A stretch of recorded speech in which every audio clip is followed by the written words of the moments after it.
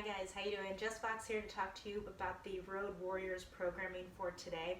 Today's our longer day run. I'll talk about the run bit in a second, but before we get there, we've got 3 rounds. Our warm-up is 3 rounds of 20 total, a tall plank to an alternating down dog toe touch.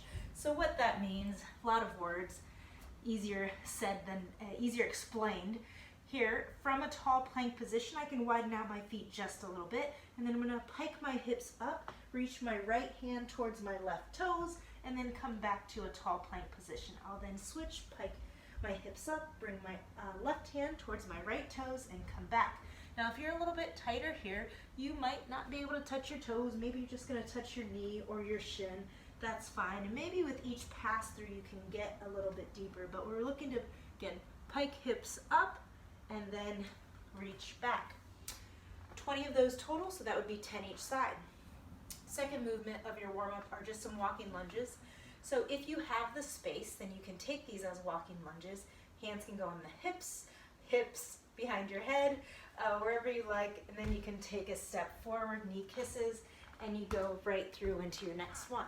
Now, if you don't have the space, if you're doing this inside before you go out on your run, it's absolutely okay to just stay stationary, and then you'll just alternate as you go back, right? Back knee kisses, come to standing, and then switch. That would be 20 total, or 10 each side. Third part of your warm-up are some hollow rocks. So hollow rocks, especially good if you, like me, ever experience some low back tightness when either before or after your runs. Often it means that we might be overextending on our run, so it's good to kind of engage our abs. Fire that before you get started so that you can become more aware of it when you actually go onto your runs.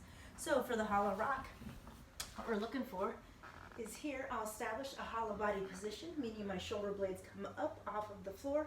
I'm reaching through my hands, and then I can rock back and forth here for 20 total.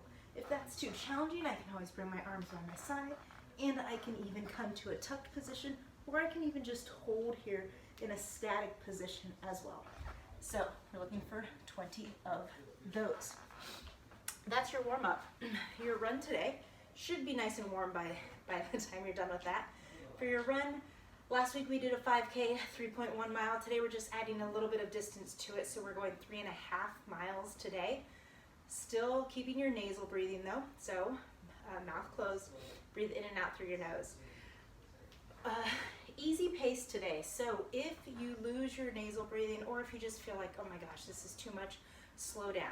Again, we're just looking to accumulate some distance here this week, so nothing crazy, nothing all out. What else can I say with that? Yeah, oh, the tracker. So use your favorite tracker of choice. I think you guys know I've been using Map My Run, but there's so many out there, so feel free to use whatever you got. If you don't have a tracker, you're just going time-based, get out there and run, move for 30 minutes continuously. So ideally not too much resting in between. If you have to stop to walk for a second, that's fine, but try to pick up, get back into your run as you can. When you're done with that, your cool down, just nice and simple. We've got just cool down a 3-minute walk, so as soon as you're done with your either 30 minutes or your 3.5 mile, keep moving, walking, slowing down your heart rate for 3 minutes, and then we're going to get into a couch stretch. So with the couch stretch, let's pretend that is the back of my couch. I can position my foot back there, one knee comes down, and then I'm going to come up and step and reach that other foot forward, making sure I'm sitting up nice and tall. Now, I'm pretty tight through here, so this is already a really aggressive stretch for me. If you need to start, you might bring that hand down to support you, but then over time you want to look to come up, maybe even holding something else, holding another part of your couch here, there if needed.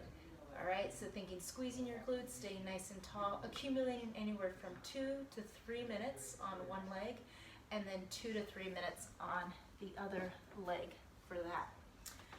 Once you guys are done with that, you can feel free, if you have a foam roller, maybe you're going to throw in some foam rolling as well, maybe getting a outside little IT band, maybe getting a little quad in there as well, or your hamstrings or glutes, anything that might feel a little bit tight. Have fun on your run. Comment on the blog. Today was sponsored by Pup Stars. Just kidding, I'm not sponsored, but hey, never too late. Have a good one, guys.